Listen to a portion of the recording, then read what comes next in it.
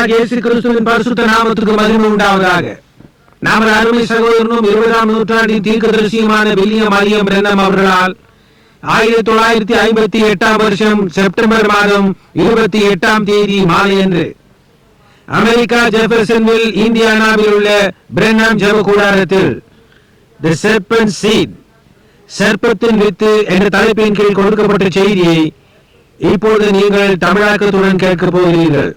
God, the great and mighty God, who formed all things by the power of His Spirit.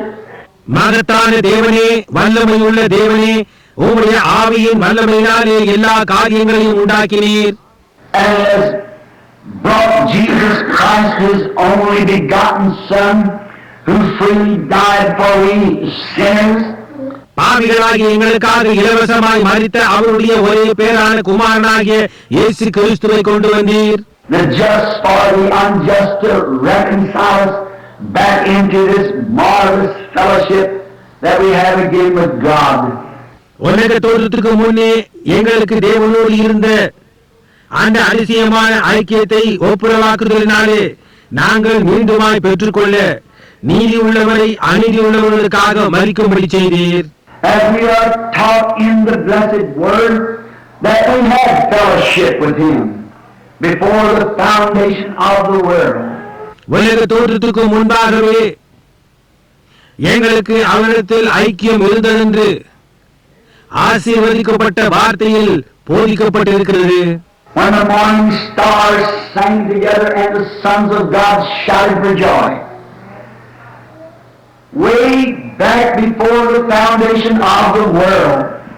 எப்போதோ உலக தோற்றத்துக்கு முன்பாக அப்பொழுது விடிய காலத்து நட்சத்திரங்கள் ஏகமாய் பாடி தேவபுத்திரர் எல்லாரும் கெம்பீரித்தார்கள். How do we know that that wasn't at the same time that the lamb was slain? சரியாக அந்த நேரத்தில் தானே ஆட்டுக்குட்டியானது அழிக்கப்படவில்லை என்று எங்களுக்கு எப்படி தெரியும்? That when God in His great thinking seen us shouting and rejoicing in our salvation through Jesus. அதாவது தேவன் அவருடைய மகத்தான சிந்தனையில் இயேசுவின் மூலமாக எங்களுக்கு உண்டான ரட்சிப்பில் நாங்கள் ஆர்ப்பரித்து களி கூறுவதை தேவன் கண்டார். And tonight we only got a foretaste of that great glory divine which shall be revealed at His second coming. அவருடைய இரண்டாவது வருகையிலே வெளிப்பட போகும் அந்த மகத்தான தெய்வீகத்தின் மகிமையின் ஒரு முன்ருசியை மட்டும்தான் இன்றிரவு நாங்கள் உடையவர்களாய் இருக்கிறோம். All sickness and sorrow will be done away with. எல்லா வியாதியும் துன்பமும் இல்லாதபடியாகி போகும்.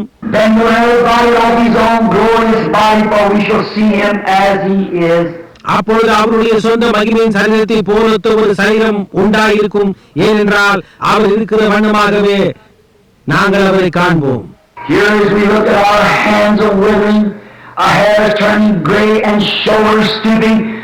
இங்கே எங்களுடைய கரங்கள் சுருங்கியும் எங்களுடைய தலைமையில் நிறுத்தி இருக்கிறதையும் தோள்கள் தொங்கி போகிறதையும் நாங்கள் காண்கையில் we're aware that we're mortals and headed towards the dust, from which our heads are bowed now, and where we come from. நாங்கள் அறிவுள்ளவர்கள் என்றும் நாங்கள் மண்ணுக்கு திரும்புகிறோம் என்றும் நாங்கள் அறிந்திருக்கிறோம். இப்பொழுது எங்களுடைய தலையை கீழே தாழ்த்தப்பட்டிருக்கிறோம். அங்கிருந்து தான் நாங்கள் வந்துள்ளோம். But Lord God, just as sure as you are God, you made a promise that we'd be raised up again in the last days, and we believe it. ஆனால் தேவனாகிய கர்த்தாவே, நீர் தேவன் என்பது எவ்வளவு நிச்சயமாய் இருக்கிறதோ அவ்வளவு நிச்சயமாய் கடைசி நாட்களில் நாங்கள் மீண்டும் எழும்புவோம் என்று நீர் வாக்களித்திருக்கிறீர். நாங்கள் அதை விசுவாசிக்கிறோம். Solemnly we stand with our faith tonight in our presence, coming with boldness because of Jesus bid us to do it. இன்றிரவு நாங்கள் எங்களுடைய விசுவாசத்துடன் உம்முடைய சமூகத்தில் பயபக்தியா என்று தைரியத்தோடு வருகின்றோம். ஏனென்றால் அதை நாங்கள் செய்ய வேண்டும் என்று இயேசுவானவர் கட்டளையிட்டிருக்கிறார். Not for any good thing that we have done, for we've done nothing right. எங்களுடைய இந்த நற்கிரியை மேலும் அல்ல, ஏனென்றால் நாங்கள் ஒன்றையும் சரியா செய்யவில்லை. But we come humbly professing that we own this treasure because of His grace that's been allowed to us. ஆனால் எங்களுடைய பகிர்ந்தளிக்கப்பட்ட கிருபையின் காரணமாக இந்த பொக்கிஷத்தை சுதந்திரித்துக் கொண்டோம் என்று சொல்லிக் கொண்டு நாங்கள் தாழ்மையோடு வருகிறோம். Therefore we come asking that you will bless us tonight in the bringing forth of the word. ஆகையினால் இந்த வார்த்தையை கொண்டு வருகிறதில் நீ எங்களை ஆசீர்வதிக்க வேண்டும் என்று கேட்டுக்கொண்டு வருகிறோம். For it is written that man shall not live by bread alone, but by every word that proceedeth out of the mouth of God. ஏனென்றால் மனுஷன் அப்பத்தினாலே மாத்திரமல்ல தேவனுடைய வாயிலிருந்து புறப்படுகிற ஒவ்வொரு வார்த்தையினால் பிழைப்பான் என்று எழுதியிருக்கிறது. And let the mouth of God be spoken tonight. இன்றிரவு தேவனுடைய வாய் எங்களோடு பேசட்டும். Let the words come forth and may it go deep into the hearts of we the listeners and be filled with thy spirit in our presence. வார்த்தை வெளிவந்து அது எங்களுடைய இருதயத்தின் ஆழத்திற்கு போய் கேட்கின்ற நாங்கள் தானே உம்முடைய சமூகத்தில் உம்முடைய ஆவியினால் நிரப்பப்படுவோமாக. For we ask it in Jesus' name. Amen. இயேசுவின் நாமத்தில் கேட்கிறோம். ஆமென். Today and yesterday, last night rather, and today we have been speaking on the subject. First, the head up, why we are not a denomination. நேற்றிரவும் இன்றும் நாம் ஏன் ஒரு ஸ்தாபனம் அல்ல என்ற தலைப்பின் கீழ் செய்தியை பேசிக் கொண்டிருந்தோம். And we have made it rather strong why we're not a denomination. Why we do not believe in denominations. நாம் ஏன் ஒரு ஸ்தாபனம் அல்லவென்றும் நாம் ஏன் ஸ்தாபனத்தில் விசுவாசம் வைப்பதில்லை என்றும் காட்டமாய் வெளிப்படுத்தி காட்டினோம். Because we find it in the Bible that denominations was never ordained of God. ஏனென்றால் ஸ்தாபனங்கள் தேவனால் நியமிக்கப்படவில்லை என்று நாங்கள் வேதத்தில் பார்க்கிறோம். It was ordained of the devil and proved it by the Bible. அவை பிசாசினால் நியமிக்கப்பட்டவர்கள் என்று நாங்கள் வேத வாயிலாக தியானித்தோம். And how the true denominations brings forth error. அது எப்படி ஸ்தாபனங்களை கொண்டு தவறுகளை கொண்டு வந்தான் என்பதையும் நாங்கள் கண்டறிந்தோம். Now we're saying this to correct and to bring this tabernacle into a fellowship around the blessed Word of God.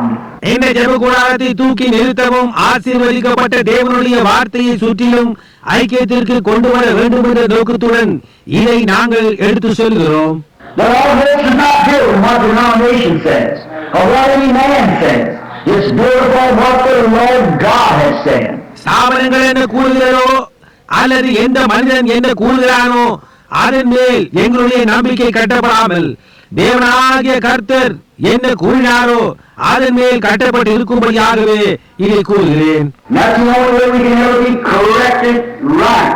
அந்த ஒரு விதமாக மாத்திரமே நாங்கள் திருத்தப்பட முடியும். And this morning I had 5 different articles that's come out through the denomination that's absolutely not spoken of in the Bible, that the Protestant churches are bowing down to. இன்று காலையில் என்னிடத்தில் நான் நினைக்கிறேன் 5 என்று 5 வித்தியாசமான உபதேச கட்டுரைகளை நான் வைத்திருக்கிறேன். இவைகள் ஸ்தாபனங்களால் வெளியிடப்பட்டிருக்கின்றது. அவைகள் முற்றிலுமாக வேதத்தில் கூறப்படாதவைகள். அவைகளுக்கு புராட்டஸ்டன்ட் சபையானது அடிபணிந்திருக்கிறது.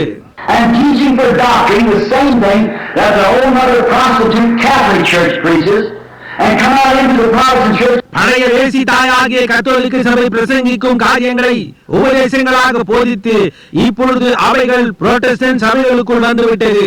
And we bow to the same thing which is contrary to any word in God's word. தேவனுடைய வார்த்தையில் எந்த இடத்திலும் முரணாய் இருக்கின்ற அதே காரியங்களுக்கு நாம் அடிபணிகிறோம். The first denominational church, we looked at this afternoon in the Nicene Fathers' history of the Nicene Church. முதலாம் ஸ்தாபன சபை நாம் அதை இன்று பிற்பகல் நியாசா சபையின் நியாசா பிதாக்களின் சரித்திரத்தில் பார்த்தோம். After the death of the apostles, there were come the Nicene Fathers, and they went on for several years. அப்போஸ்தலருடைய மரணத்திற்கு பின்னர் இந்த நியாசா பிதாக்கள் வந்தார்கள். அவர்கள் அநேக ஆண்டுகளுக்கு சபையை ஆண்டு வந்தனர். 325 years finally came to Nicaea, France, where they had the great Nicene Council. 325 ஆண்டுகளின் முடிவில் பிரான்சில் உள்ள நியாசாவில் அவர்கள் அந்த மகத்தான நியாசா ஆலோசனை சங்கத்தை கூட்டினர். And in there they found these dogmas that the Catholic Church has now, and also it's handed down to the Protestants. இப்பொழுது இருக்கின்றதான கத்தோலிக்க கோட்பாடுகள் எல்லாம் அங்கே அவர்களால் அன்று உருவாக்கப்பட்டவைகளே அவைகளே இப்பொழுது புரொட்டஸ்டன்ட்களிடம் கொடுக்கப்பட்டிருக்கின்றது. And God said in the teaching this morning, each one of the churches, all up to that Thessalonica church age, the 1500 years of dark ages, there was not one time of what he said, you still have my name. இந்த காலையில் உபதேசத்தில் நான் கூறினது போல் தியத்தீரா சபை வரைக்கும் இருண்ட காலத்தின் 1500 ஆண்டு வரைக்கும் ஒவ்வொரு சபை காலத்திலும் அவர் நீ இன்னும் என் நாமத்தை தரித்திருக்கிறாய் என்று கூறாமல் இருக்கவில்லை. And on this other side, it wasn't Christ anymore that turned out in a denominational name. ஆனால் அதற்கு அடுத்ததான காலங்களை பார்க்கும்போது அங்கே கிறிஸ்து என்பதே இல்லாமல் போய் அவர்கள் ஸ்தாபன பெயர்களால் அழைத்துக் கொள்ளப்பட்டனர். Catholic, Lutheran, Wesley, Baptist, Presbyterian, Pentecostal, on down. Catholic, Luther, Wesley, Baptist, Presbyterian, Pentecost என்று இப்படியாய் அழைத்துக் கொள்ளப்பட்டனர். But just before the closing of the age, he said, I set before you an open door. See?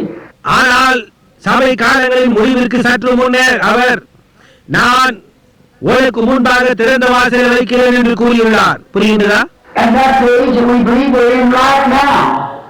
The open door age between the last going out of the Laodicean church. அந்த காலத்தில் தான் நாம் இப்போது ஜீவித்துக் கொண்டிருக்கிறோம் என்று நான் நம்புகிறேன். திறந்த வாசல் காலம் லவோதிக்கேயா சபையின் கடைசியாக வெளியே செல்லுதலாகும். It's exactly 325 years to the Laodicean council. சரியாக லவோதிக்கேயா சங்கத்திற்கு 325 ஆண்டுகளுக்கு முன்னர் இவைகள் ஏற்படுத்தப்பட்டது. And in that they adopted these forms such as sprinkling, pouring, and false baptisms, false Holy Spirit, all these other things. They adopted it.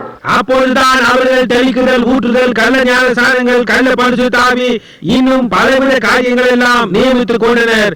அவர்கள் அதை நடைமுறையில் கொண்டு வந்தார்கள். And then when Luther, being a priest and come out of the Catholic Church, brought these things with him. பின்னர் Luther ஒரு பாதிரியாக இருந்ததினால் கத்தோலிக்க சபையை விட்டு வெளியே வந்தபோது இந்த காரியங்கள் எல்லாவற்றையும் அவர் உடன் கொண்டு வந்தார். And out of there comes Zwingli, out of Zwingli come Calvin, out of Calvin come Wesley, all on down. அதிலிருந்து வெளிவந்தவர் தான் ஸ்விங்கிலி, அவரிலிருந்து வெளிவந்தவர் தான் கேல்வின், அவரிலிருந்து வெளிவந்தவர் தான் வெஸ்லி, இப்படியாய் வழிவழியாய் வந்தனர். And we just keep bringing those dogmas down. அவர்கள் அந்த கோட்பாடுகளை அப்படியே தங்களோடு கொண்டு வந்தனர். And how can God lead His church when they're following rules that He never even brought out one to the on? சபையை நடத்தி கொண்டு வருவதற்கென்று அவர் வகுக்காத வழிகளை அவர்கள் பின்பற்றி வரும்போது எப்படி தேவனால் அவருடைய சபையை வழிநடத்த முடியும்? And never in Revelation 17 we found a woman. நினைவிருக்கட்டு வெளிப்படுத்தல் 17 அந்த ஸ்திரீ என்று நாம் பார்க்கிறோம். Now these words are plain, they're written in the Bible, so I guess I can say them. இந்த வார்த்தைகள் தெளிவா இருக்கின்றது, அவைகள் வேதத்தில் எழுதப்பட்டிருக்கிறது, எனவே அதை நான் கூறலாம் என்று யூகிக்கிறேன். It said this woman was a whore. That means that she was an ill-famed woman. இந்த ஸ்திரீயை ஒரு மகா வேசி என்று வேதம் கூறுகின்றது. அதன் அர்த்தம் என்னவென்றால் அவள் ஒரு துர்கீர்த்தி பெற்ற ஸ்திரீ. That she's supposed to be